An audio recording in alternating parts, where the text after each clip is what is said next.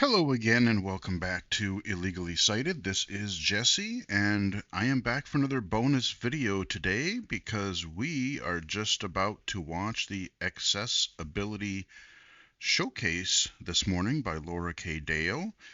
And this has been a really cool event, cool stream for the Summer Game Fest weekend, and I'm very intrigued to see what kind of games we will get announced today that will confirm to have accessibility features in them. Now, of course, you have to remember there's more to accessibility than just blindness and low vision even.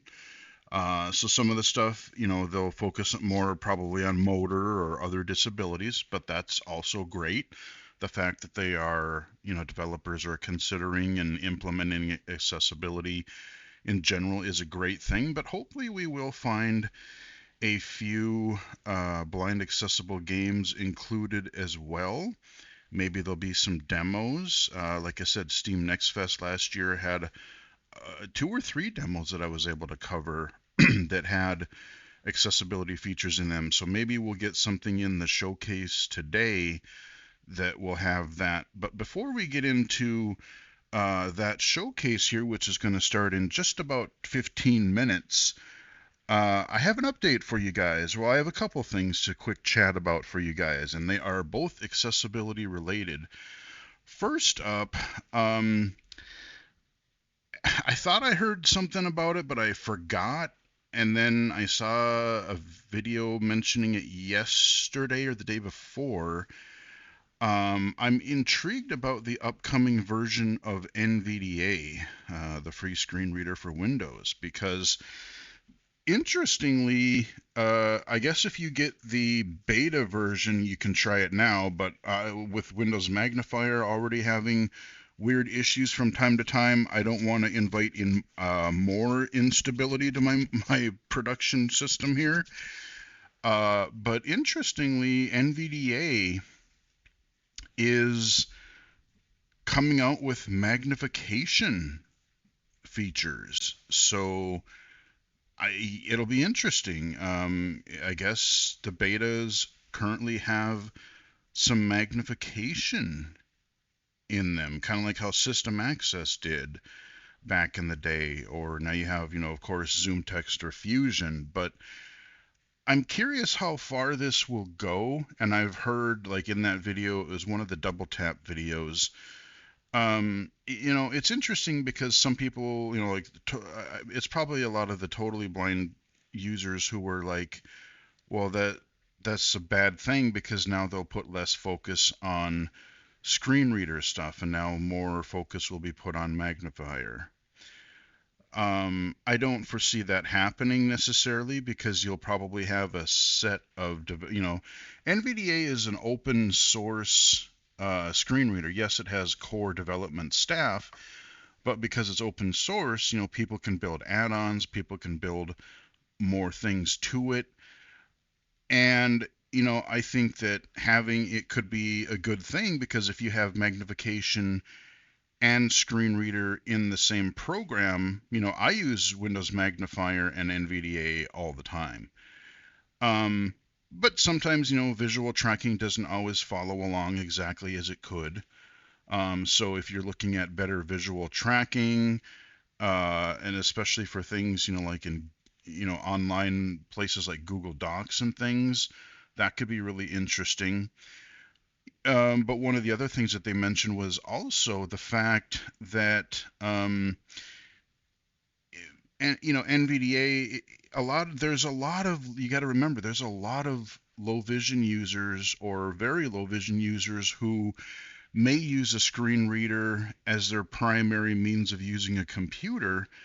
But if, they may use magnification as a last resort or a backup because they have some remaining vision if they just need to get that stupid, pop up to go away or something that's just not reading correctly.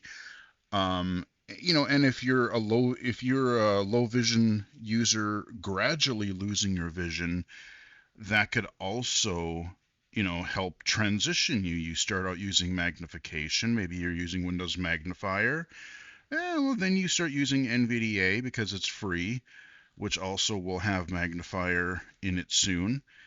And then you transition. That's why they went with the whole fusion route with JAWS and Zoom Text. So I'm not going to be covering that until probably, well, I'm not going to be able to really show it until the public version comes out. But when I get back to work next week, I will probably put it on one of my work test machines. But like I said, my gaming rig, my home desktop here, I do so much. I do some stuff for my day job with it. I do my videos. I do accessibility consulting stuff, other projects.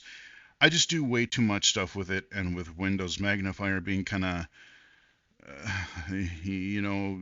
with it crashing the way it has off and on the last several weeks, it hasn't been as bad. But like I said, I was recording a video the other day, and it crashed on me. Yesterday, I was in the middle of, I think I was in the middle of another game, and it crashed on me. So it still does happen. Thankfully, not quite as often as it did before, but it is. So I don't really want to introduce any extra instability. But that is the first bit of news, NVDA and magnifier, which is interesting. I really hope that I'm curious if the magnification will focus on text clarity, because one thing that Windows Magnifier doesn't do a super job of, thankfully I don't notice it as much, so I don't really care, but I know other people with different vision impairments, different levels of vision loss, that when you get up to a high level, 5 to 6, 7, 8 level of magnification, text can look a little fuzzy or blurry, so it doesn't really clear, like Zoom Text kind of has this, I forget even what they call it, like HD font or clear text or whatever it is. If NVDA can add some sort of support like that, that could be a huge win, especially for having, a free screen reader and a free magnifier that has that sharpness. And maybe that'll finally light a fire under Microsoft's butt, because as the low vision advisory group, that's something we've been mentioning to them, for quite a while, that we would love to see. But before we get into the accessibility showcase, I have to confirm a couple bits of information for you. Remember how hyped I was for Wolverine, Marvel's Wolverine, coming out mid-September this year? Well. Insomniac has, the same day, very shortly after the event, they put out a blog post, which I have on my screen here. No accessibility. What accessibility options does Marvel's Wolverine feature? What accessibility And I options will try to remember to put a link in the description of this video. I'll put a link in the description below so you can check it out for yourself. But guess what, you guys? It is very likely that this is going to be largely, if not completely, blind playable. If I just scroll my mouse, like I'm scrolling. There are so many accessibility features here. I listed them. We're going to have screen narration. There is some kind of a navigation assist for your objectives, and they also confirmed in another post a day or two later, this is a linear game. It is not open world. It is not necessarily even like a larger open sandbox world. It's a linear game, which, you know what, I'm perfectly fine with. Not every game has to be open world. And matter of fact, I kind of find it refreshing. I'll go through a linear game with Wolverine and slicing up dudes, riding motorcycles, and all kinds of stuff. So hell yeah. But main landmark article. What accessibility related articles heading level 3? What accessibility oh, options does Marvel's Wolverine feature? Okay, that's something they could do better. On this website, they have the heading for what accessibility features Below are is a there. list gameplay assists.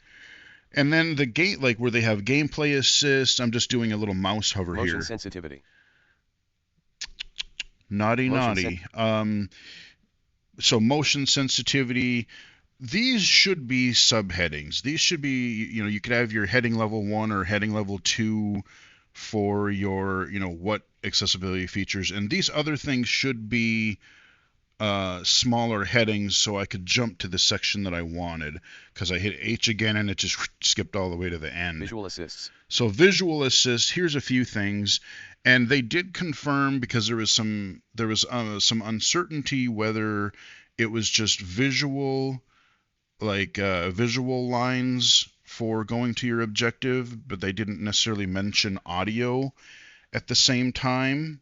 But shout out to Misty, she had put out a tweet, and Insomniac replied, and yeah, it looks like there will also be audio indicators for like following objectives and stuff. So that is awesome. Apply presets for a mix of different vision options. Sets the size of in-game and menu text between standard, large, largest.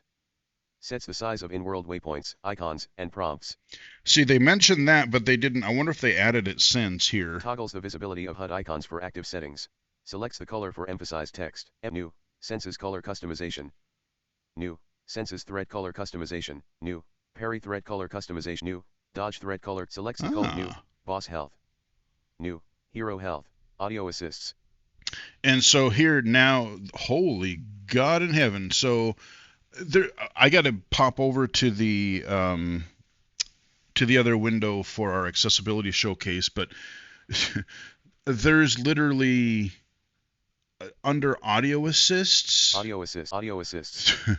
There's got to be 30 to 50 bullets here. So yeah, there's going to be, and they mention like text to speech speed.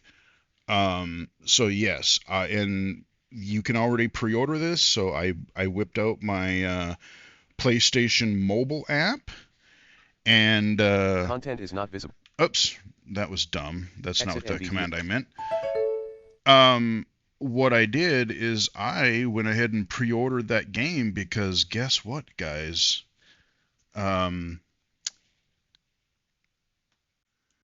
With all the accessibility, damn right I'm pre-ordering that. So with all the flood, but just Sony alone, I remember commenting even in the Sony stream that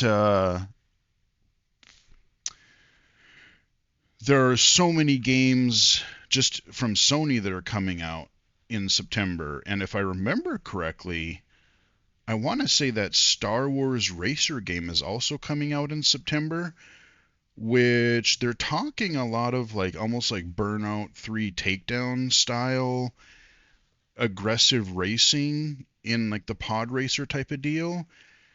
And if that's the case, like I said, how long have I been jonesing for a Burnout 3 style game? It's not open world, it's going on races and doing stuff like that. If that is indeed the case, I will absolutely be wanting to try that. So we are on the YouTube page here, and we're gonna stream this accessibility showcase. Okay, yep, June 5th at 9 a.m. or 9:59 a.m. My bad. Well, it is 9:58, so it should be any minute here. I'm curious if we're going to get any AAA announcements. I wonder if Wolverine will get mentioned here. But I think usually it's more indie focused, which is still good, which is actually in a way better, because then the indie games will get noticed. Because the big games, the AAAs, they get noticed. They get their Jeff Keighley coverage. They get their future games or PC gaming show. Sony, Microsoft, Nintendo. Which Nintendo, by the way, I think it hasn't been confirmed yet, but it sounds like next week sometime they're going to have a Nintendo Direct. And since it might be a big one, I might do a watch along for that, but I don't know if I'll be able to do it live, because I wish they would have done it this week, because I got to go back to work tomorrow.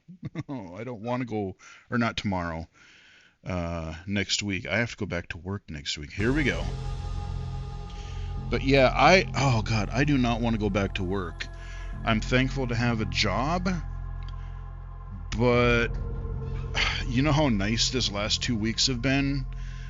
Not having to deal with bureaucracy, paperwork, just get up, record videos, play drums, do some accessibility things I can't talk about yet. I've got a audio description group, ADP gaming group meeting on Monday night, and of course we have our Apple thing, Apple WWDC on Monday. So it'll be a fun wrap-up day, but ugh, God, going back to work on Tuesday's gonna suck. But 5, 4, 3, 2, 1, and this should be the audio described version. Curtains draw back to reveal the Accessibility Sightless Summer Combat. Showcase logo. Sponsored by Manycat Studios and Tech Raptor. Yep, Sightless Combat is doing the AD for this. Alright. Hello, and welcome to the 2026 Accessibility Summer Showcase. Yay! Now entering its 4th year, this event is still the only video game trailer 4 showcase years. fully dedicated to highlighting trailers for games that have made an effort to be accessible to a wide range of disabled players. I'm Laura Kate Dale, better known online as Laura K. Buzz. I'm a white woman with bright blue hair, shaved short on one side, wearing glasses and a deep blue dress. I know you're here for the video game trailers, so I'm going to try and keep this introduction brief. Over the next 45 minutes or so, you're going to see a bunch of trailers for upcoming video games. Some of them are being made by disabled game developers, and all of them are being designed to be accessible to as wide a range of disabled players as possible. Excellent, you love to see We can't it. promise that every video game in the showcase will be playable by every person tuning in, but our aim is to make sure that if a game seems exciting, you know up front whether or not you're going to be able to play it. Our hope is that for most of you tuning in, there will be at least a handful of games shown during the showcase that will have the correct mix of accessibility settings and features that you need to be able to play the game upon release. If you want to see most of today's games in one place, organised by accessibility support type, you can check out our Steam event page by going to bit.ly/Summer Showcase 2026. There you'll find demos for some of our games, as well as be able to wishlist any games that catch your eye. Our headline sponsors for this year's Accessibility Summer Showcase are Manycat Studios and Tech Raptor. Demos, I'll have I like more to hear information that. about both of our headline sponsors a little later in today's showcase. Until then, a huge thank you to both of them for their support. The Accessibility Summer Showcase is a non-profit event, and their support has been invaluable in allowing us to once again offer American Sign Language, British Sign Language, and audio-described versions of the showcase. Well, that's enough from me. Let's jump into the game trailers. The Accessibility Summer Showcase logo transitions between trailers with the following sound effect. Hi, I'm Tommy, one of 3 stunning developers from Daydream Gallery, an indie game collective creating extremely cool and unique experiences. Trading Card Inspector is a quirky, hilarious take on the cozy job simulator for a job that doesn't and shouldn't exist. You'll be asked by the nefarious Habubis Corporation to value real cards and shred fake cards from their award-winning trading card game. Along the way, you'll make friends, collect a handsome paycheck, and unravel a grand corporate conspiracy. Very high contrast. Creatures like a missile-firing pterodactyl are placed into the center of the screen, then compared against type charts. Our art style isn't just super slick, cool, and cute, it's high contrast by default, with 40 color palette options for you to unlock and choose from. Oh, nice. You'll be able to pick out the colors you find easiest to see, or whatever colors you find cool. Color palettes are selected with exaggerated names such as Grass Shark Gambit or Blue Iris White Wyvern. We've also added a pair of settings to increase the size of cards and memos, great for players using a small or handheld screen who may need assistance due to our 1-bit art style. Selected cards automatically increase in size when hovered over in this mode. Would love to see text-to-speech, but this seems pretty low vision friendly. We thought it was really important to avoid timed inputs. There can sometimes be a lot going on in Trading Card Inspector, so we wanted to give players all the time in the world to make the right choices, both in gameplay and in the story. There is one gameplay modifier that adds some challenge by slowly dissolving the valuation criteria on the card over time. If that's not your cup of tea, you can turn it off in the pause menu anytime and choose not to enable it in endless mode, with no penalty.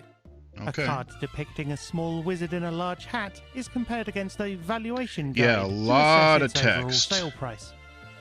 All you need to play Trading Card Inspector is a mouse, or any pointing device where you can left-click and drag. So It's for as me, simple this as would that. still be a You lot can also play this game with a because controller or on your Steam Deck. there's a ton of text. In addition to the mouse controls, you can also I don't press know the that I'd up, wanna down, do that left, much and right reading. arrows on your keyboard or controller D-pad to change the value amount. In addition to all of that, we have custom volume controls as well, and a dedicated option to remove unwanted rotation from our cards, making them easier to read. Both sides of the sword-wielding Very- Plabo card are inspected before sale. Very unique Big looking thanks art to Laura style. for putting this showcase together every year and for letting us be a part of it. We hope to see you when Trading Card Inspector launches very soon, this June. Oh wow, okay. Free Coming demo soon then. available now on Steam. Okay. A pixel art cyberpunk man is thrown out of a skyscraper window. Welcome to Torment Hexus, a game about trying to fix the world, one dead CEO at a time. Huh. You're an ex-battle mage who has decided to solve the problem of capitalism by ejecting its leaders out the nearest window. Torment Hexus Okay, mixes that's tactical unique. roguelike combat and match 3 puzzling into a Magitech cyberpunk setting. Yeah. Gameplay is turn-based, with no time pressure on any inputs. It can be played with a mouse, keyboard, or gamepad, and of course, input bindings can be remapped. Visual effects like scan lines and bloom can be disabled for increased visual clarity. That's good. And for people with photosensitivity, we've added an option that swaps out the most intense visual effects with more simplified and subdued versions. I'm looking at the match 3 gameplay The most over exciting thing we're trying to do with Torment Hexus is make it accessible to blind and low-sight individuals. there. Oh. The game exposes a running narration of events to the operating system, which can be vocalized by screen-reading software like NVDA. Tactical grid. You at F7 with 39/100 health. Tile is threatened by Ghost Alpha at F3. Deleter Alpha at D7. You can move left to E7. You can move right to G7. You cannot move up to F6. Blocked by Fountain. You can move down to F8, but Tile is threatened by Ghost Alpha at F3. Wealth Mage Alpha at D1 with 20 health. Raptor Alpha at C7 with 15 health. Deleter Alpha at D7 with 20 health. This is challenging work. The game has a lot going on, and it's Yeah. difficult to present the information the player needs to know as a linear sequence of words. For We're sure. working with consultants in the accessibility community to Especially- iterate on the tech, and we hope that the final game will be one that everyone can play. Yeah, this is fascinating because on the left-hand side you have this tactics game, and the right half you have this match 3 thing going In on. Colorbound, So color is more than just hue.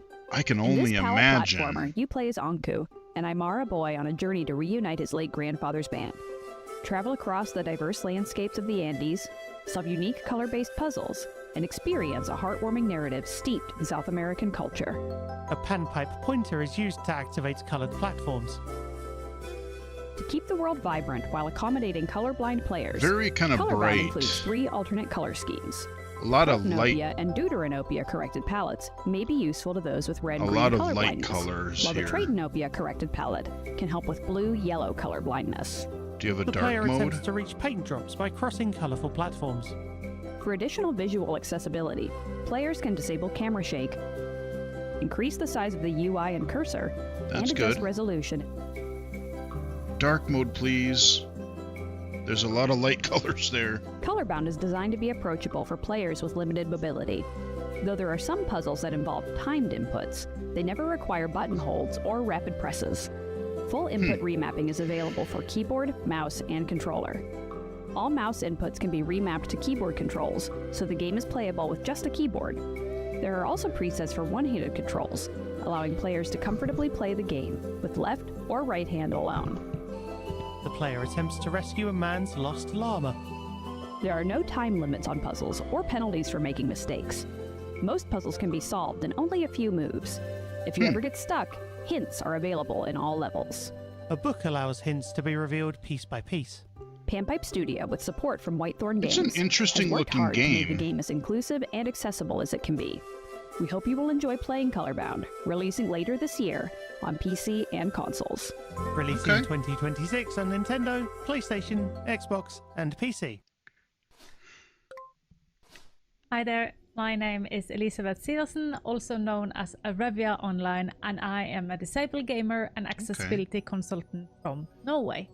I'm a pale white woman in my 30s with dark blonde hair, wearing a green jacket and a white t-shirt. The next game that is coming up is the first big Norwegian game I have had the honor to be an accessibility consultant for. Nice. Working with the developers at Megapop has been an incredible experience, both due to their constant want to learn and adapt to new information, and due to their hope of making this the most accessible reef builder out there. From the first time I met the dev team at Megapop, it has been obvious to me that they truly value and understand the need for accessibility in gaming.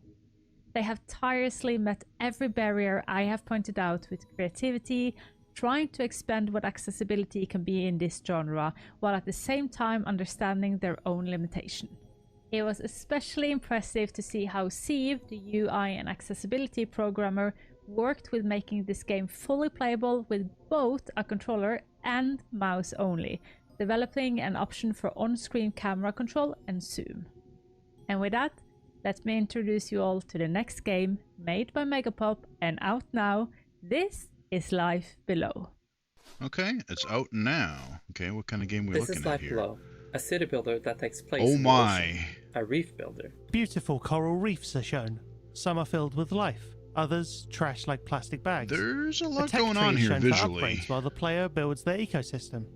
Oh my! Accessibility has been a priority for us since the start. The goal is to make Life Below as fun and playable for anyone who wants to play it.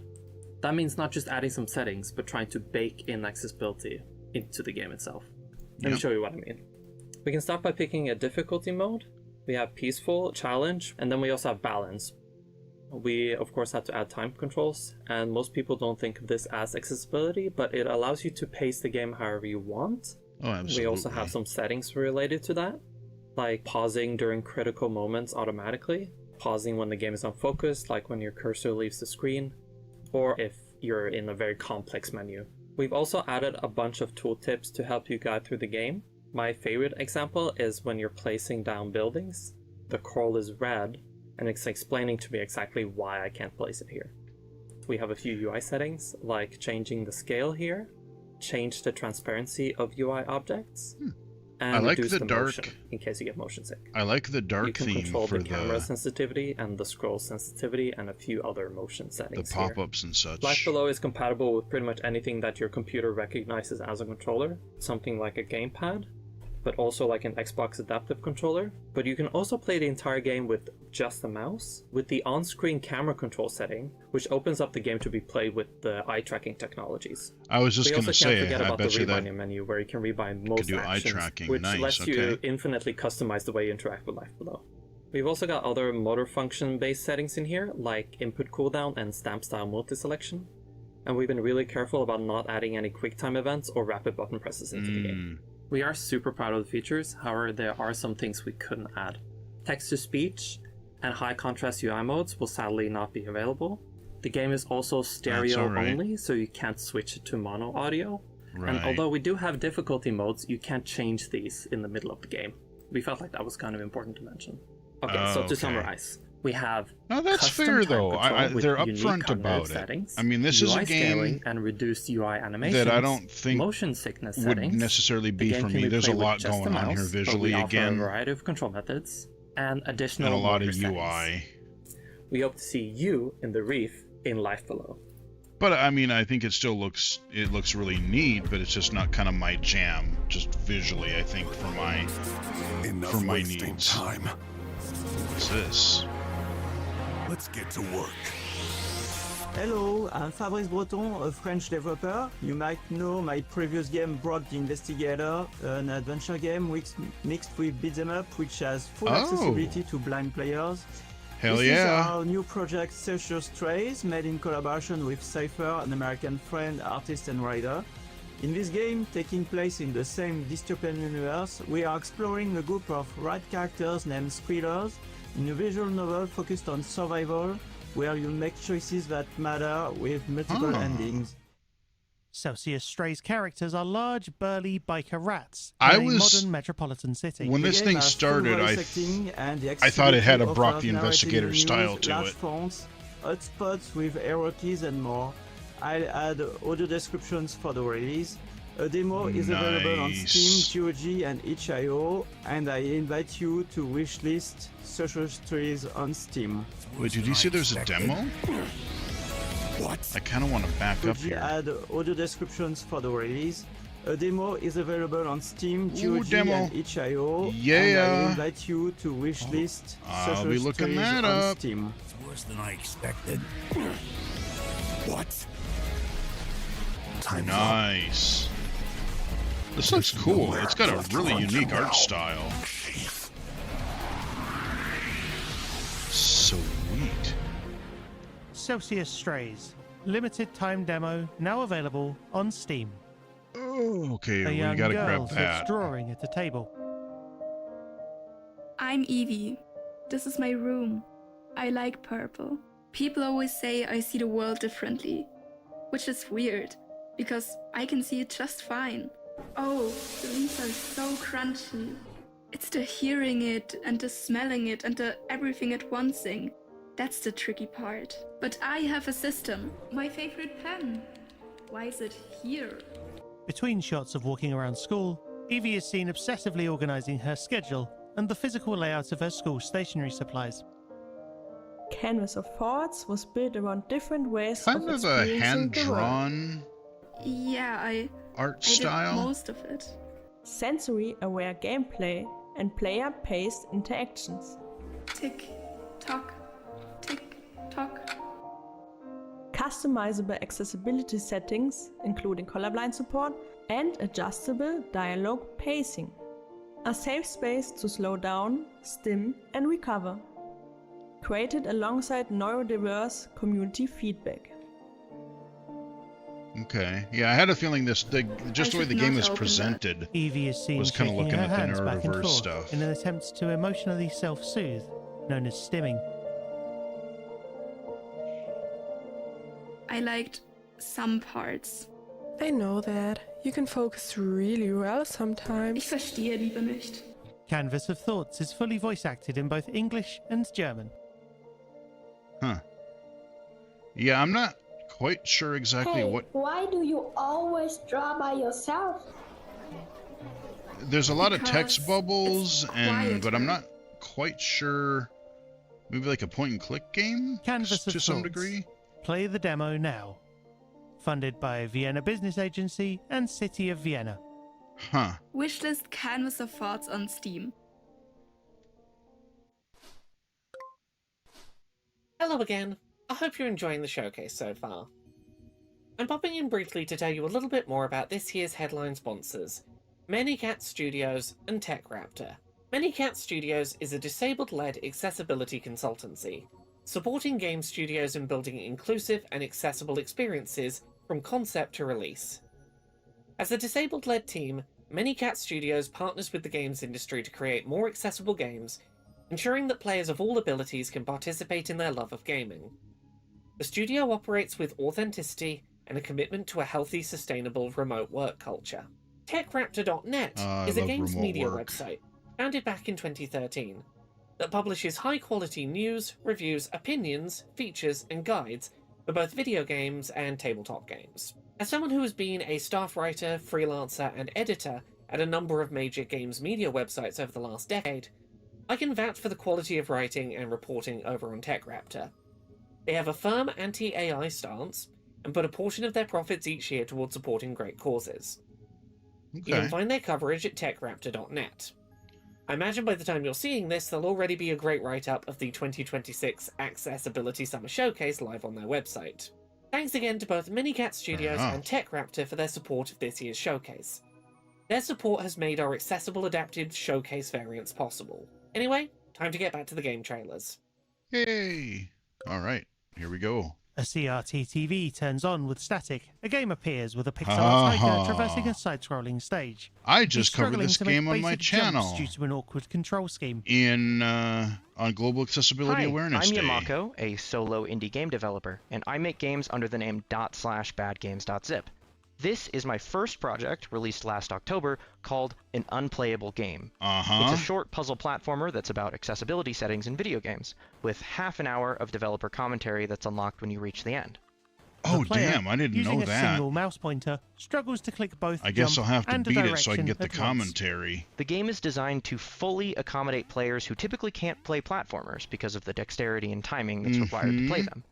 It's only about 15 minutes long at most to avoid fatigue, and it was designed for comfortable mouse-only single-button controls, or gamepad with a virtual cursor if you prefer. Game. You won't need to hold down any buttons or keys, as it's completely beatable with only short presses. You also don't need to worry about dealing with tight timing, even on difficult jumps.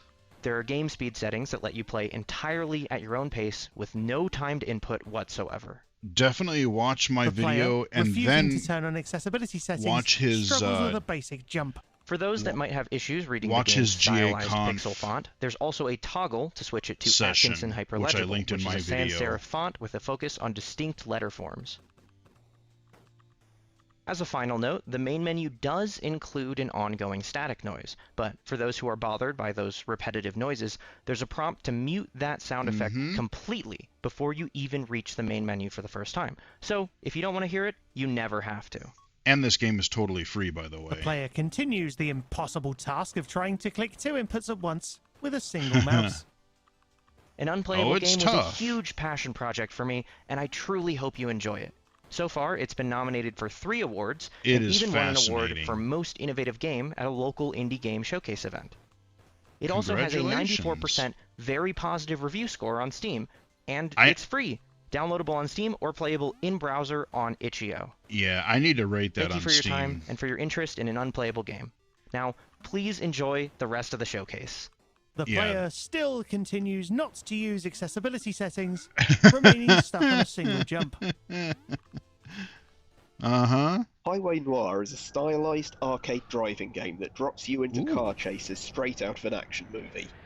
You will weave through traffic as you escape police, take down enemies, and race against the clock, all in stark black and white with flashes of colour. Funky art style, When you land in the main menu of Highway Noir, you can jump into Instaplay mode with a single click. Optional customization of features like objective, number of police, and traffic density are available. Okay. For the campaign, a story so far recap is offered, but no spoilers here. Moving on. Story missions include voice dialogue to drive the plot and feed you objectives. The volume of dialogue, music, and sound effects can all be adjusted separately, and subtitles are on by default. Tone tags can be enabled that flag up if a character is angry or being sarcastic, for example. While driving through a city, a conversation takes place between a shadowy hooded figure and a woman in a smart business suit.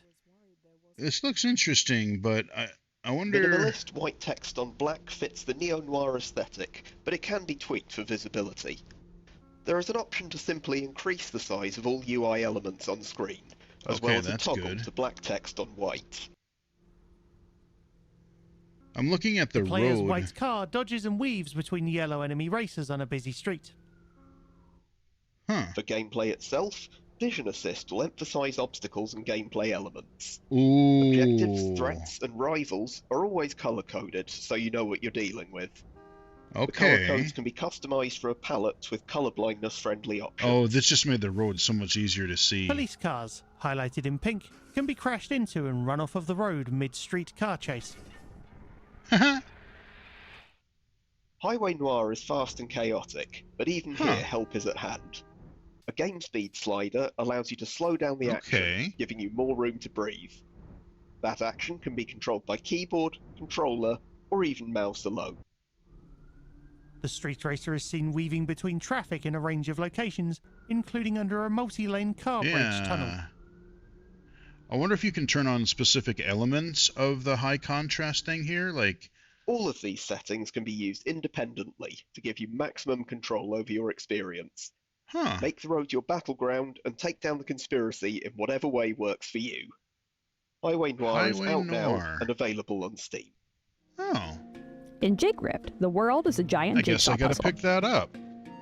Looks Play neat. as Bert, a castaway on a mythical island that is broken into many pieces. Connect puzzle pieces to explore new paths, discover hidden items, and reassemble the scattered world. Just like life on the tropical island you washed ashore on, the game moves at a relaxed, stress-free pace. Complete puzzles and platforming sections without any time limits or punishments for failure. There are no QuickTime events, long button holds, or rapid presses. I'm trying to figure out how As to you describe the reassemble art Jigrift Island, style. you'll meet the three-eyed frogs who call it home. If you ever get stuck on a puzzle, some of them might be able to give you a hint. Progress dialogue at your own speed, and repeat conversations as often as you need. For example, you can replay the tutorial by talking to Henriette in her house on the starting island. An older female frog says, "Not so Rebinding is easy, available is for it?" keyboard and controller inputs. You can separately invert controls for camera movement, zoom, and puzzle piece movement. There are a few options to help with visual accessibility. Choose between 4 cursor sizes: small, default, large, and extra large. Oh yeah, those Swap are big. between light or dark mode for text boxes. Yay, Increase the field of okay. view to see more of the world, or decrease it to reduce distractions in your periphery. Huh. The teams at Empty Castle and Whitethorn Games are so excited to share Jigrift with you. Look forward to the release later this year on PC and consoles. Okay. It's kind of a low poly, I think is the way I would describe it, like a low poly. Hi, I'm Colo. I'm a disabled gamer art style. and content creator, and you can find me primarily on Twitch, but in all of the other places under the name Hello, it's Colo.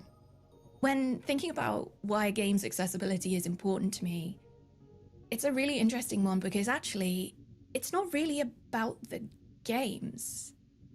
Hear me out. It is about the games. I love gaming. Gaming is my job, it is my hobby, it is my community. It is about the games, but actually it's Agreed. more than that. When a game is accessible for me, it's about being included. It's about being invited, being acknowledged. Fair. I would agree. It's about being able to access something as independently as possible or completely independently in a world where independent access isn't actually that common.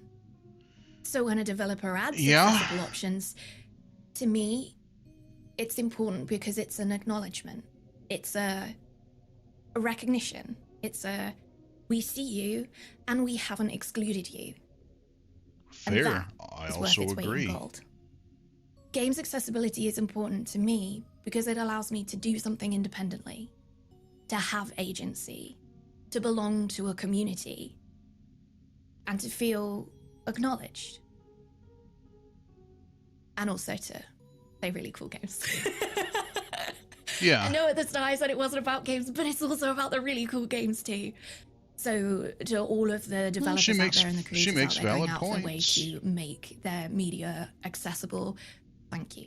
Especially when It so doesn't go many games unnoticed. aren't accessible to certain I'm players. Talon, and I was one of the judges on the Games for Blind Gamers 5 Game Jam. As all of the there's previous jams, good this one ones was here. a blast, and I want to talk you through some of the games that came out of this jam. We had a lot of groups this time around as well, so quite a bit fewer solo developers, which is always great to see. And nothing illustrates this more than the top 2 games that were selected by the judges for the Games for Blind Gamers Jam 5. I The covered top these on spot my is channel. taken by Valencia Tales. Hell and This one yeah. is an ambitious game, and it's heavily That's the inspired by Zelda The Legend one. of Zelda, and it basically ticks all of the boxes. It's a so good, you first-person guys. action-adventure game where your goal is to save Valencia from the clutches of evil. You do this by utilizing your divining rod, which basically lets you see what's around you in the world. So It you is can so turn well around and it will done. tell you what's in front of you and what's around you. It has features for locking on to different things like landmarks or buildings or waypoints. Definitely check out my video and play the game for it also yourself. helps you with combat, so it tells you how far away you are from an enemy. And all of these things happen in the game world. There's no separate fighting modality or anything like that. Right. The story is really nice, and there's a bunch of cutscenes, and there are boss fights with different mechanics for different bosses. There are puzzles, small puzzles that you have to solve to progress from one area to another. And for a game made in such a short time, there's a surprising amount of variety in there. It's incredible. Together with the music and the area descriptions and all of the dialogue. And it was a very enjoyable experience. And I was definitely surprised to play So it was I. as I played it and I was just blown game away. made for the Games for Blind Gamers Jam. You know, my chicken finder. Have I never shown you before? Yeah, chicken It's this finder. rod that helps me find my chickens when they get out. It looks mighty fancy, but I'm pretty sure that's all it does, finds chickens. Oh, I'm we pretty sure it tend to doesn't. not get these kinds of games very heavily. No. Especially not these ambitious kinds of games. But we got multiple of them this year because number 2 in the list is Impulse Response, which is Another a game oozing good with one. atmosphere and amazing voice acting. Shout out to and Jenna. a gripping story, which I don't want to spoil too much because I think both of these games are definitely worth playing through. It's a first-person puzzle game, I would say. There's a number of puzzles which get progressively more difficult as you play through the game. And with each one you complete, you unlock more of the story, which is basically told by your characters as you progress through the game. You uncover clues as you go. It's a horror-themed game, so the music and the voice acting and all of the sound effects match that atmosphere perfectly. And this That's why one I has gave a the special shout out to mechanic Jenna. where the She was the acoustics voice of the actor. room are actually modeled in code. So you hear the reverb where the room opens up. You have a mechanic where you can basically clap or like tap your foot, and it will play a click sound, which will then echo through the room and tell you where you can go and where you cannot. Yellow alert. Reactor offline. Okay, shut up. Yellow alert. Login success. Engineer Cadence. Quinn, welcome. Please complete health check. Yeah, health check, then I can get out of the cryo room. There's a fair number of logic puzzles in this, and I found those to be very enjoyable. Number 3 in the list is Delver's Folly, and this is quite a different game, but it's no less ambitious. It's a roguelike where you basically navigate through a dungeon. Yeah, You're this trying to one find was a the little boss. trickier for me, Every but time it was you still move to cool. a different section of the dungeon, you get to choose from a list of 3 rooms, which it could be. A lot of these rooms have different properties and different things that they can do. For example, you can grow things if you have the prerequisite rooms linking to it, or you have a chain which is unbroken to that room. For example, water. You can search for materials in each room or for keys or other things. And there's a lot of variety in this game. This one you can also play for a very long time, and there's a lot of replayability in this. There's also amazing voice acting in this, which gives the game a lot of character. I highly recommend you play this one if you like this kind of game. Number 4 is a game made by one of our regulars, Shift Backtick. In Omega Reach, you explore the universe. You are the curator of a conservatory, and you're tasked with finding instruments and interesting facts about planets and their surrounding space. There's a ton of content here, and you can play each of those instruments. And maybe it also has a dungeon of its own to explore. Some fun little characters, and the writing is definitely I never got very that unique far. This and one definitely very Shift Backtick. was So neat, if you but love I their was games, sort of you confused. should absolutely play this one also. But it's All of the cool. sound design is synthesized in real time, but where most of Shift Backtick's games are first-person games, this one is a little bit of a different perspective. And number 5 is Fourfold Onslaught, a wave-based first-person zombie shooter with fantastic audio and I missed that one. lots of ways to upgrade your character as you play. The sound design in this one is fantastic. Lots of binaural audio goodness, Oh, and I it have to definitely go gets check quite that challenging as time progresses. 'Cause There I are so did many the games other- in this game jam that I think Yeah. are worth playing, so I don't really have the time to go through all of them. But some notable mentions, And Then She Slept, which I would classify as a kind of Five Nights at Freddy's style game where you protect your sister from evil monsters and help her to fall asleep. Toasty, which Okay. is a fun That's little the one I card game covered. where you have to Yeah. make toast That and was not neat. sandwiches. Tape Memories, where you zoom in on different tracks of different audio to figure out what happened last night, and many, many, many more. We've had 35 entries in total. From Yeah, maze I did not games get to a visual long- I didn't- novels, didn't get around to reaction playing all of games, them. side-scrolling platformers. Some games were more of a prototype. Some were finished. So it was a nice bunch of different things this time around. This was also the first Games for Blind Gamers jam that happened after Godot added Access Kit integration to their games and the editor. And this is an exciting development because it means that for the first time, blind people actually get access to a fully featured game engine without having to write everything by hand or use code-first frameworks. This should open up interesting. exciting new collaboration avenues in the future. Because That I before didn't now, it was know. pretty difficult for blind and sighted developers to collaborate together if the sighted developers were already used to an engine-based workflow. So if you are a developer and you're thinking of making something like this, or if you're interested in audio games, or if you're blind and you want more games to play, I would highly recommend checking out the Game Jam and all of the previous Game Jams and keeping feelers out for any future Game Jams. Anyway, that's it from me, and I hope this was interesting to you. Very much so, yeah. I even learned a couple things. Hello again, everyone. I hope you're continuing to enjoy this year's Accessibility Summer Showcase. I'm just popping in quickly to let you know that art asset production for the showcase this year is sponsored by Riot Rockette, a queer art punk collective that blends elements of psychopop and circus dance in their live performances.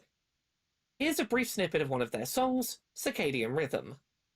Now, ladies and gentlemen, gorgeous dolls, grotesqueries, we welcome you to a lovely copyright. evening with I'll Riot probably get Rockette. copyrighted now. Feast your eyes on wonderful sights you'll see tonight. Weird. Bang, bang, can't shoot me down. Bang, bang, here comes another round. Bang, bang, can't shoot me down. Bang, I'm bang, trying here to. comes The another round. lead singer reminds me of something. I'm trying to place it. What you waiting for? Their debut album, Ballroom Idiots Blitz, Avant-Garde, maybe a little is bit. out now. You can find a In a link to way. it down in the video description. Hello everyone, we are the Ludanio team, and this is us in the game we're currently developing. It's called Super Weird. In this game, you and your friends, or all by yourself, control little robots. Pill-shaped robots wearing beanie hats are produced by a rusty machine. And you have an infinite number of them, but they are of very poor quality. Many of the robots fall apart with no visible damage dealt to them. They can walk, mine, carry stuff, craft various things, and fight. We are able to improve them, and we can program them, but the robots are of such poor quality that they don't even remember their own program and only execute the single command they encounter. Physical signposts, when touched, change each robot's direction and behavior. Yeah, For it's example, it's a to very mine, simple art style. or to carry wood, or to use various items we've made for them. And this is how we build our massive automated system in a fragmented world. Small robots' heads are shown moving across a zoomed-out map. We're rebuilding it piece by piece, and these pieces are locations where we can discover new resources, advanced technologies, and even fresh sources of robots. In the end, our system can help us defeat the main mega robot. That's why our system needs to be reliable and efficient. Robots with swords attack a large monster robot. We want the world of Super Weird to be open to everyone. It's and not to make it quite happen, like, we're focusing on these accessibility options. The interface is easy to adjust. You can Not increase quite like menu Castle contrast Crashers, or but- choose a color profile that best fits your vision.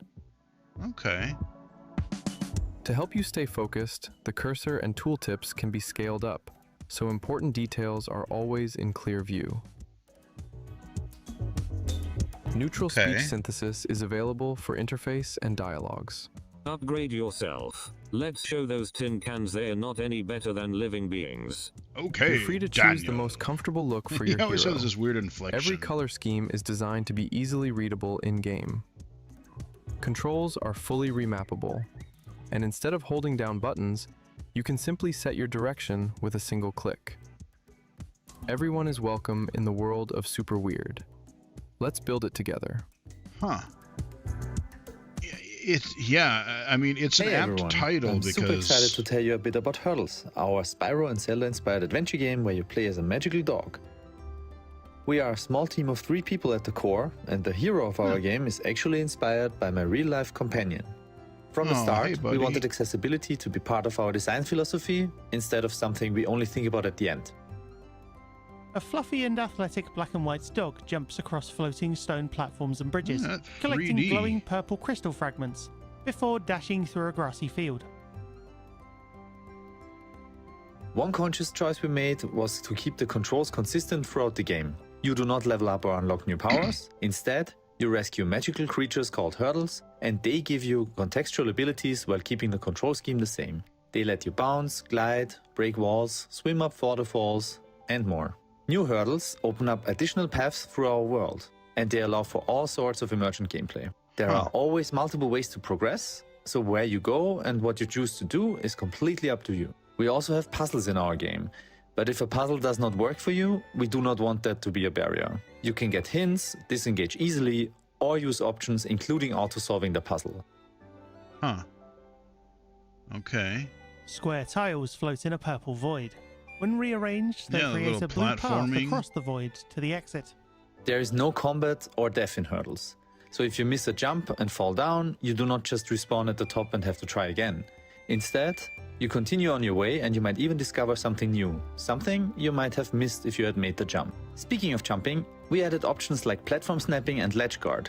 For some players, these can make platforming less frustrating, and for blind and low vision players, options like these can be essential to making the game playable at all. We already have a lot of accessibility features in the game. Things like a high contrast mode that lets you define the colors, but also sliders for brightness, contrast and saturation. Options that let you play one-handed, or give you more control over character mechanics like changing how jumping or running works. Other So are options there help with audio different types of cues? motion sickness. We 'Cause generally you try to mentioned provide as blind. many ways as we can to let you customize the experience to your needs. One of our favorite features is that everything that is a toggle in the options menu can be mapped to a button. So for example, if you only need high contrast in certain situations, you can bind it to a button. Then you How just many turn it on when you times need have it, I do the thing, wanted and turn this? it off again afterwards. We That's want accessibility nice. to be accessible during play, not hidden away in menus. Starting today, we are running a closed playtest with a focus on accessibility and would really appreciate your feedback. You can sign up now at playhurdles.com. The website also has a list of all current accessibility options available in the game. If Hurdles I seems might have interesting to sign to you, up for please that, consider yeah. wishlisting and joining our community. Huh. I will have to Flame of Mind, a game of thoughts, plays with inclusion, representation into and that. accessibility. It's made by me, a disabled developer, to share some experiences and insights. You can expect easy controls, light mechanics and heavy topics. In this first-person adventure, you're exploring a house. The player stops to examine a crafted skull covered in intricate patterns. Flame of Mind has you discover a totally typical girl through finding mementos, listening to memories and making decisions that don't really have good answers. If that sounds difficult, maybe you can relate to her struggle, and perhaps even benefit from one of the aids you can find as you go through her room. On a corkboard, the player combines partial thoughts to come up with ideas. I don't want to take that challenge away from you, but I do want you to make informed decisions about your own mental health. The handwritten cards are a The little premises tough and for me topics to of the game are read. described in detail, so you can read up on what to expect. Content notes will give you a heads up about sensitive issues for each memento that you can find, and if you don't want to listen to the emotional retrospectives, you can choose to mute the voiceover or even skip as many of the memories as you want. A story Well, that's describes voice frustration acted, with a that's parent, cool. feeling like eating is getting in the way of drama practice. Or I think it's voice acted? I don't know. Still a game to struggle with your feelings, and not a game to struggle against my controls. So by design, it's very accessible for players with motor disabilities. It's a walking simulator with no complex inputs required. You can always save and come back later. And while there is one rushed story decision for you to make, you can help yourself in the settings if you really want to experience the time-sensitive timeline. The player stands in a train station, explores a It's a station neat map, art style. then boards an empty train by themselves. In terms of sensory accessibility, I ensure legibility through good fonts, good contrast, and proper scaling by default. If you need more control, you can adjust audio levels, reduce motion overall, reduce gesture head bobbing, apply high frequency filters. And if my selection of legible fonts doesn't meet your needs, you can just use one from your system configuration instead. The game's developer showcases visually the accessibility settings options previously verbally discussed. Sadly, some of my original plans, especially full screen reader support, a simplified control scheme and closed captions, did not yet work out. Ah, okay. But you can play the game blind with an assistant, and all important dialogue is always displayed via text. Huh. An extensive list of supported features, planned features and known issues is linked on our store page. Frame of Mind, a game of thoughts. The logo is surrounded by complex teenage thoughts including, I like boy stuff, that has my mother worried. So I'm not sure if NVDA would be able to... Hi everyone, my name is Leo. OCR my that pronouns maybe? are they, them, and I am a disabled gamer and accessibility advocate. Gaming accessibility is important because everyone should be able to access the self-care and social benefits of gaming. Games have connected me with so many wonderful people, including my husband and many of my friends. I cherish memories of meeting new people and connecting with others through a love of gaming. When I first became disabled, I was worried I would not be able to participate in those activities anymore because I could no longer use a standard video game controller. However, thanks to the work of incredible accessibility advocates before me, I've still been able to play many video games and make new memories. I'm thankful to the game developers in this showcase that have made accessibility a priority. Absolutely. If a game is made accessible for even just one more person, it makes a world of difference.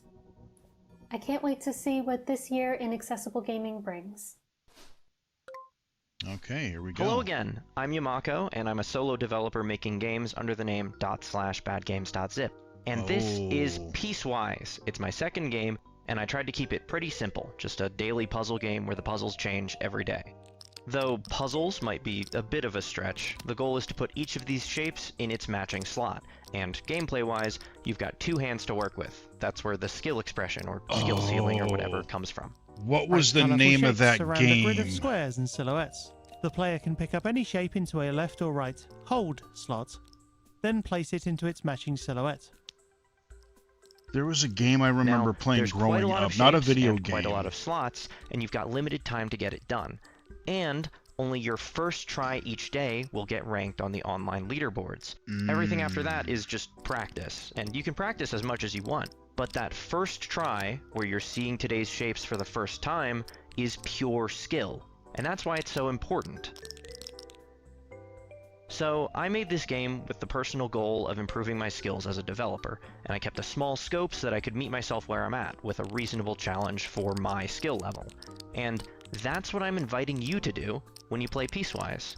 You can fully customize the time limit to fit your skill level, since everyone's different. But no matter what, you'll want to make sure that time limit is challenging for you. Your chosen time limit will determine a multiplier that gets applied to your raw final time. In other words, the lower that you set your time limit, the more your final time gets reduced, and the better your ranked time becomes. Right. So don't set the limit too low, or you'll fail and your run won't be ranked. But don't set it too high either, as too much of a safety net means that your multiplier will be worse. Little bit of low, well, I don't know. The contrast on some of the pieces, I'm not sure how easy this would be for me to play. So instead of me making static difficulties, each player gets to set their own level of challenge. And you're encouraged to make it as hard as possible to get the best times. If you think you can beat the board in 30 seconds, you've got one shot to prove your skills. There it's are a really daily interesting online theory. leaderboards for each board in the game, if you like competition, but they're not really the focus. There's a full records browser for you to track your own personal skill improvement, and in the full version of the game, I'll be adding bonus modes for even more offline content. Modes include lookalikes, rounds, sharps, everything, 6x6, and marathon mode. And finally, let's talk accessibility to round things out. Aside from the flexible difficulty, the game's colors are calculated to always guarantee high contrast, even though the colors change daily. On the topic of visuals, you're also able to turn off the floating shapes in the background in case that constant movement back there causes any kind of motion sickness. It'll instead be replaced with a static, solid color background. There's also an alternate toggle-based control scheme for players who might have trouble holding down the buttons, and, of course, an alternate font if you don't like the pixel text.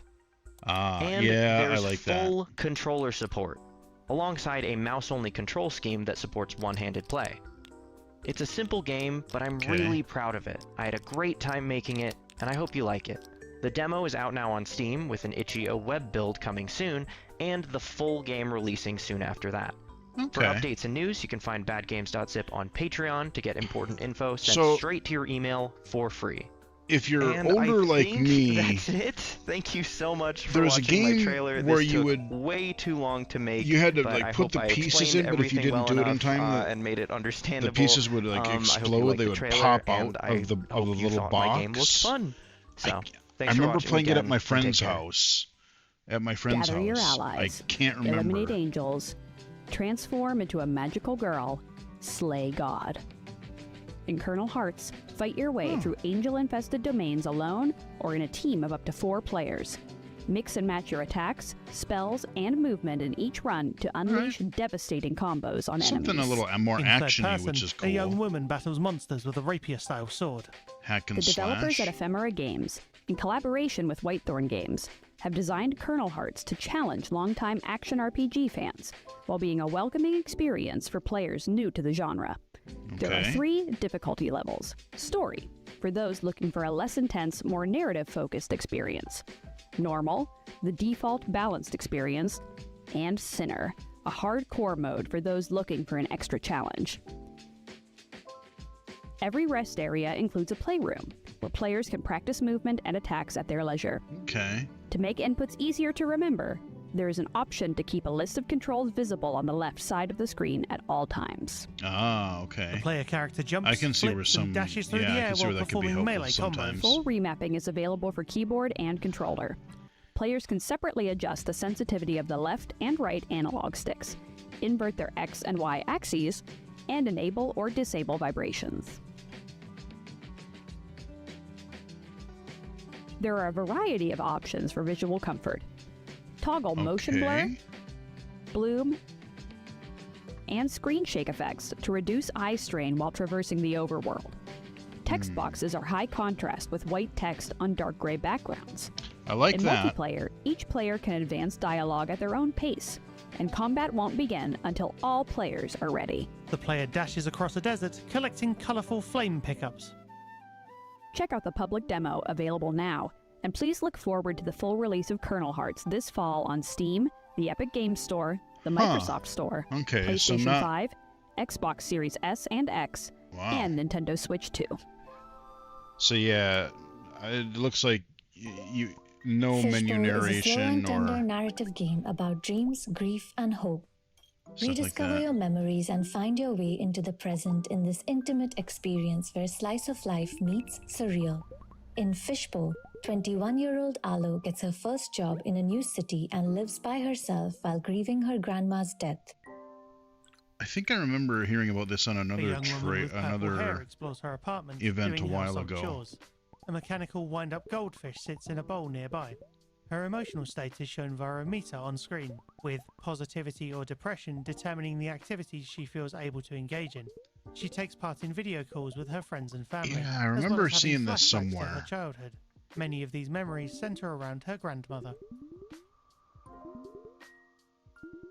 Yeah, all that's the text dialogue, so it's all You rediscover memories text. of Alo's childhood by sorting through her late grandma's things. Take your time to take in each object. There are no time limits here. You can also choose to skip the puzzles entirely. Fishbowl is a visual novel about becoming an adult and seeing your childhood in a new light. Have conversations with your friends Yeah, and coworkers. unless this really had a turn lot of off like menu typing effects, narration, or I don't think increase this the would be font one for size for an me. easier reading experience. Alo works as a junior video editor for a social media star. In this arcade-style matching game, you can use both colors and icons to make sure the video clips reach the correct track. Kind of a Slow note down the highway. speed of the snippets to suit your Interesting. playstyle. Since the game deals with difficult topics, it starts with a gentle content warning, linking to a full content warning on our website that includes spoilers. Not really As you my slowly jam, piece but together the it's meaning of neat. your dreams and memories, you learn more about the darkness in Alo's world. The visual settings let you turn off screen shake and sway if you need to. We also have both visual and audio cues for events throughout the game.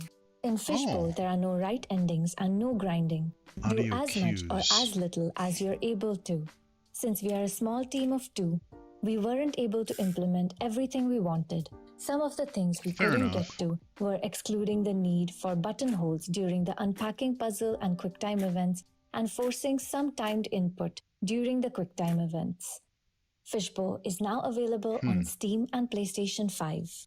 Okay, that's probably why I've heard of it, because I didn't know it Hello was out. everyone, I am Sightless Combat, award-winning multi-credited accessibility consultant and gamer without sight, as well as accessible gaming officer for RNIB, that is Royal National Institute of Blind People, the UK-based sight loss charity.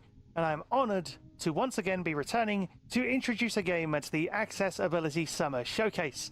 Now, the game in question is one that I had never heard of before this event, but was very interested when I heard the words fully blind accessible as a potential thing that was being aimed for during development. Now, this game is very much under my radar, and it is very unusual. It is quirky, it is interesting, and I reckon it has a sporting chance of being the highlight of people's shows. And also, the people who are really interested in it might be making a big racket about it. Yes, both of those are puns. Yes, both of those are relevant. Why are they relevant? Because this game is the Tennis Academy. I was going to say what something is with the tennis, Academy? yeah. In short, it is an anime-inspired, yes, tennis RPG. Which I mean, they had Mario Golf, it, which actually also sounds really, really cool. There's a Game Boy Advance game, I think, boss Mario Golf, that was an RPG. Tennis battles on the Steam page, which I would highly recommend going and wishlisting once you've seen the trailer if you like this. This is a solo game dev crafting this in Godot, which is also having accessibility work looked into by the community and various developers, which is really cool to see as well. I am really interested to see how this works when it comes out and when there are playable builds and things. But without further ado, I will let the trailer do the explaining, because I don't think I could do this justice. Here is the Tennis Academy. Okay. Exaggerated anime characters compete in dramatic tennis gameplay. Welcome to the Tennis Academy. Hi, I'm Rob, the solo creator of the Tennis Academy, an RPG early in development. Your tennis opponent is a water-themed boss who disappears underwater briefly on dive receives. Oh, weird. Humankind used to be at war until the goddess bestowed us with the holy sport of tennis. You are enrolled at New Tensington Academy, where you meet a tennis ball fairy named Servi, acquire powerful tenergy skills, save the school from monsters, and go on romantic dates with your doubles partner. Your tennis opponents are an orcish man and a gothic but sporty vampire. This is definitely weird. Completely blind accessible, meaning a blind player can play the entire game without needing a sighted player for help, and have just as much fun playing as well. If I, as a solo developer, can do this, then AAA has no excuse. To accomplish this, I'm implementing a swath of accessibility features I'd like to share with you all. The first feature for navigation is a virtual cane. The right analog stick extends a line out into the top-down game world, which collides with world objects.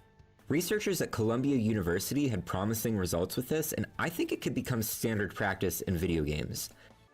Use the right stick to send out your cane, and the text-to-speech will tell you whatever it hits. Street lamp, tree. For quick and easy navigation, there's also a nav menu that can warp you to important NPCs and exits. Gym, outside. I'm also including audio descriptions for every environment. In any location, you can call Servi and ask her to describe the location in vivid detail as if your DM was describing a place in a D&D session. Through the vaguely tennis ball-shaped window. Your computer desk suggests someone who's chronically online. While the unkempt wardrobe is adorned with plants and a high school trophy. The bed, while messy, looks cozy with its big orange comforter. By the way, did you know that there are blind tennis leagues in real life? Matches in the game will take inspiration from this with sound-adapted tennis balls and the option to auto-run to the ball. If you want to support your local queer indie game dev making a blind accessible game, you can help me out by hitting the wishlist ball on Steam and keeping up with updates there or on my Blue Sky. Thanks for watching. I will add that. That definitely is unique and weird, and I would kind of like to try that out. It is really interesting. Uh-oh.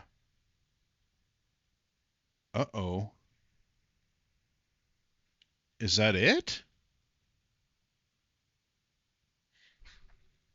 Oh, that was abrupt.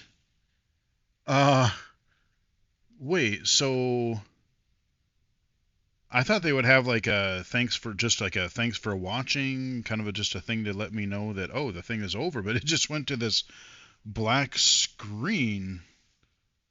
Okay. That was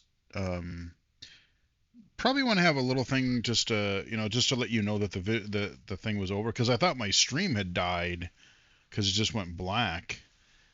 But yeah, that was an interesting showcase, and there was it was a really good variety. There was some stuff on like mental health and mobility. There was actually a fair bit dedicated to blind and low vision.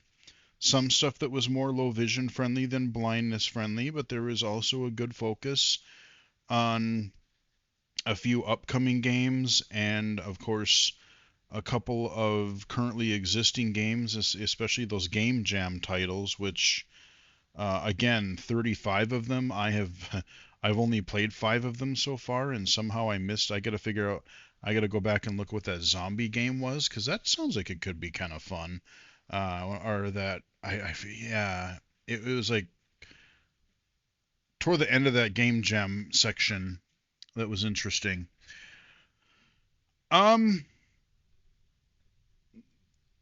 Interestingly, and I think I've commented on this before, a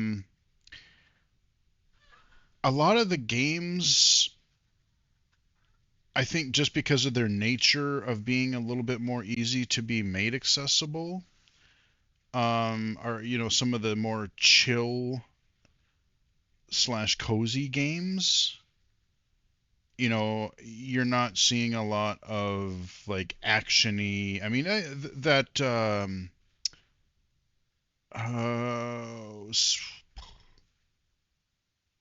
something noir, that driving game, that looked kind of neat. I want to check that out. So that's fully out.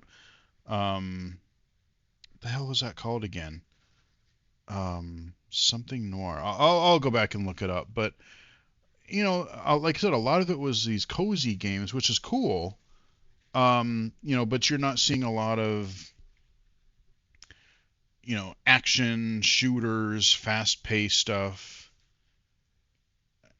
And I know that's what a lot of, especially blind players, I've seen on countless times, on forums and YouTube comments and things like that. They're looking for something that they can play with their sighted friends, or they can play, whether it's like a Call of Duty, whether it's I mean, again, I switched over to my tab here with the Wolverine stuff here, and I'm just like, oh man, I was looking forward to it anyway. I probably would have been able to play it fairly well anyway. But the fact that no, all of these accessibility features are going to be in here, huge shout out to Insomniac for that. So I love the last game. Yeah, if I'm a solo developer and I can do it, come on AAA, what's your excuse? I kind of have to laugh at that because I mean he's right. Unfortunately, with AAA, like that's the problem in a way, is like if you're a solo or a 2, 3, 4 person development team, you can decide that, hey, accessibility is one of our values and we are going to design our game for that.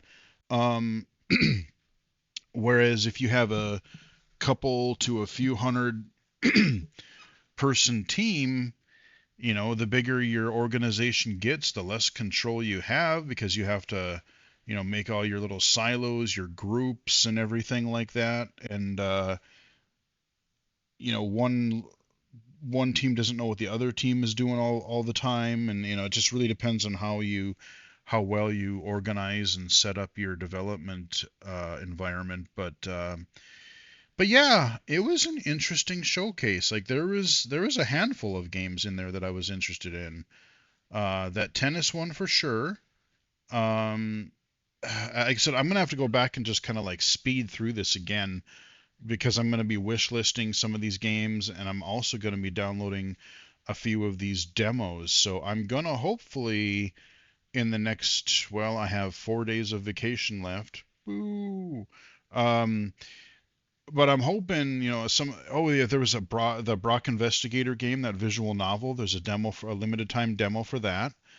I don't think there's yet a demo for that I was like the first or second game they showed, where it was like and it was interesting because it was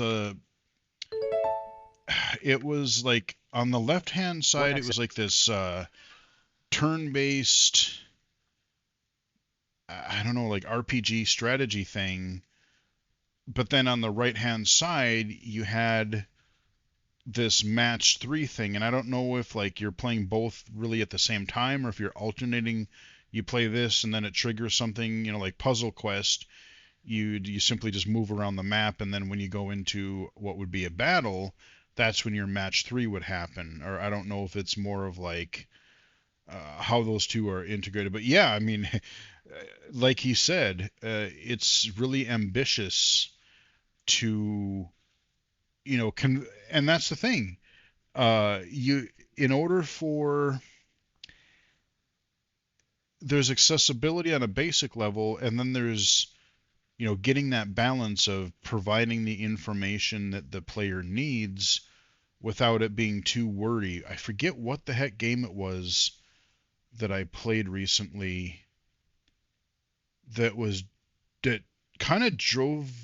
Oh, it was Forza. It was Forza Horizon 6. I'm glad they had menu narration, but like the wordiness, the verbosity of some of the settings was just like, and some of the orders in which they read things was just, it was too much. And it kind of got in the way. So yeah, I mean, two different game genres side by side is tricky enough. And then, but kudos for them for trying to make it blind playable. Like, I'm very intrigued to see how that's going to turn out, because it looks interesting. I like match 3 puzzle games. And even visually, they had the different shapes for the pieces.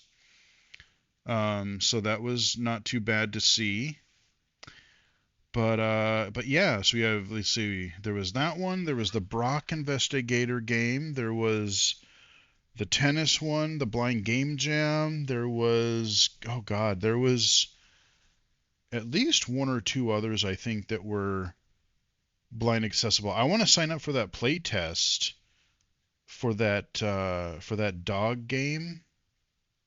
I'd have to go look for it, because he mentioned like the platform guard for the platforming for blind and low vision players, but he didn't say anything about specifically like navigation assist. So like, yeah, it would help you if you were blind, but is there some mechanism, some sort of guiding nav assist that will help someone know where to go? Because this is a 3D platform, or a 3D, he mentioned, I think, Zelda or something. 3D platforming and gameplay. So, no combat, but so there's a few things that I definitely want to check into. And if I'm able to, I will try and get a couple of demo videos out for you guys, demo time. But, I would recommend, like, if you're watching this, I didn't want to pause the stream too much to write things down. But, again, some of those demos are on Steam right now. So try some of them yourself and, give some feedback to the developers. So. But yeah, so not a bad way to start off the weekend. Not a bad way to kick off the real start of the Summer Game Fest.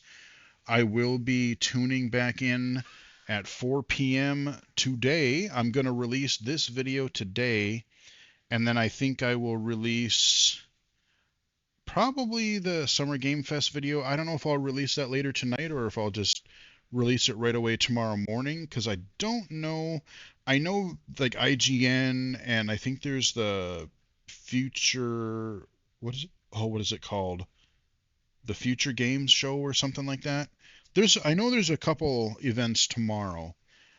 I don't know that I'm gonna, record the way we've been doing for some of these, but I will check into them, and if there's anything like super, like, oh my God, I didn't know they would announce this, I'll mention that on probably before the Microsoft event on Sunday. So I'll release this here soon, and I will put a link in the description below to this blog article from Insomniac, so you can read through all of the wonderful accessibility features that are coming to Wolverine this September. So looking forward to that game, you guys.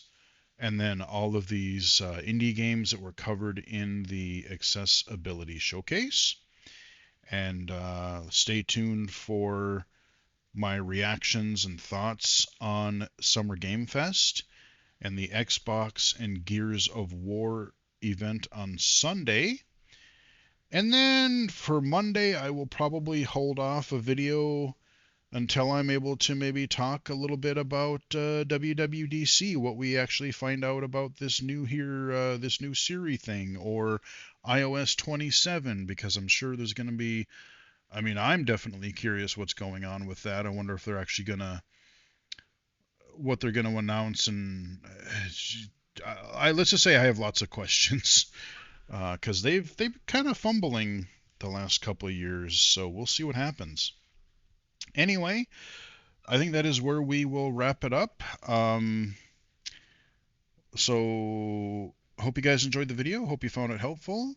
You can follow me on Twitter at BGFH79, Blue Sky at Illegally Cited, illegally-cited.com, and right here on YouTube. Until next time, I will chat with everybody again later.